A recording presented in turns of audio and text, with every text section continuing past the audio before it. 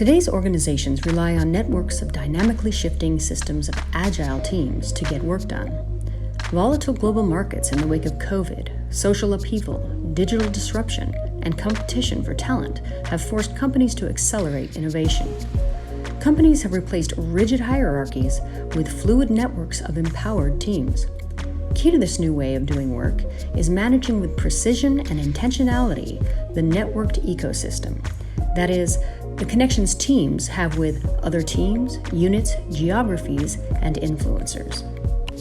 The structure of work has changed, but the management of work has not caught up. Traditional teams are defined as small groups of people who work together interdependently toward a common goal and perceive themselves as a team.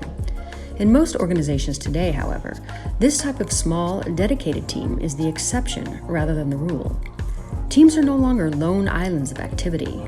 Instead, managers, particularly at more senior levels, routinely lead teams of 20, 50, or even several hundred people across multiple continents and time zones. Teams are not only bigger, but working on many teams simultaneously is increasingly common. Indeed, senior-level managers might work on as many as 25 project teams in a given week. In a workplace in which no team is an island, managers are still using management techniques designed for bounded, dedicated teams with stable membership. The mismatch between the structure of work and its management may explain why so many teams fail on a regular basis. Based on interviews conducted both before and during the first few months of the pandemic, this article captures in real time the adaptations that leaders made to implement their practices remotely. Rather than building relationships indiscriminately and hoping to find value, successful leaders start with purpose and then identify the right relationships to build. By taking a purpose-driven approach, these leaders built these relationships intentionally to sculpt the ecosystem of their team.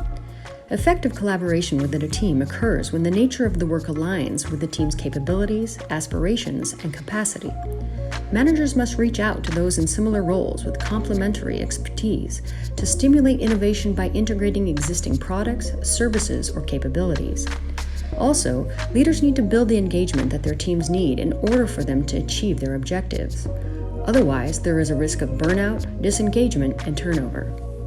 Managing a team's ecosystem does not have to be overly time-consuming, and the long-term benefits far outweigh the short-term investment of time.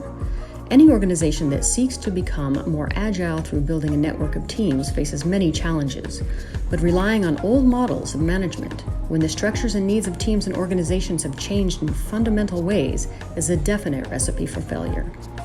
To learn more, read No Team is an Island: How Leaders Shape Networked Ecosystems for Team Success by Inga Carboni, Rob Cross, and Amy C. Edmondson in California Management Review, Volume 64, Issue 1.